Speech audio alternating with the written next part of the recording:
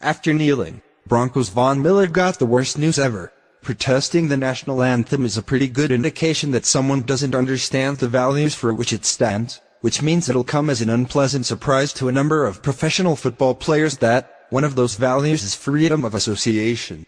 CBS 4 in Denver reports that Von Miller, a linebacker for the Denver Broncos, joined 31 of his teammates yesterday in kneeling during the playing of the Star-Spangled Banner before the Broncos game against the Buffalo Bills, and now he's facing a consequence for that decision.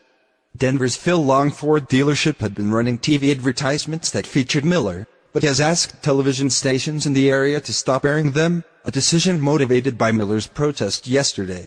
You can read the full statement from Phil Long dealerships right here. We are evaluating the event of the weekend. It is important to state that we haven't fired Von. We are in the middle of contract renewal, and this weekend's events remind us that sometimes we feel that we best represent ourselves. We support Von in his First Amendment rights. We know Von and he's a good person. He donated a police car to his hometown police department. All that notwithstanding, when we bring in celebrities to represent us, we run the risk of being misrepresented.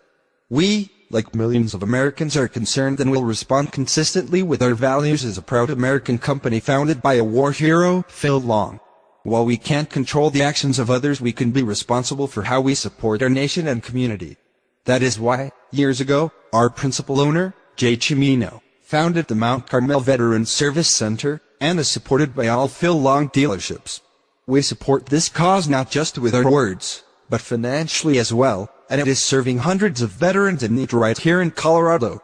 This would be a great time for our community to show support for our military community by supporting this cause, or others that continue to serve them after they serve us.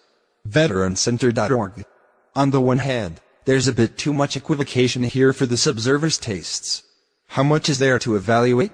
The original rationale for taking a knee in protest of the national anthem was because America is supposedly a racist hellhole where the KKK have traded in white hoods for blue uniforms, and the rationale for this weekend's revival was that President Donald Trump somehow did something outrageous by condemning the original protest. What's not to understand? And yes, Miller deserves credit for donating a police car, but are we sure that was motivated entirely by being a good person, rather than, say, public relations to clean some of the dirt off his public image from his history of drug and traffic offenses?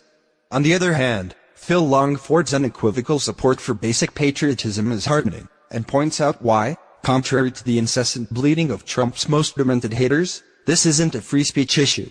The words and actions of any public figure reflect on whatever employers, affiliations, or partnerships they're involved in, and businesses who contract with spokesmen known for something non-political like sports have every right to expect not to have shame or scandal reflected back on them. A word of advice, Von: educating yourself on what America really stands for could have spared you this embarrassment, not only by raising the possibility, but by opening your eyes to the fact that the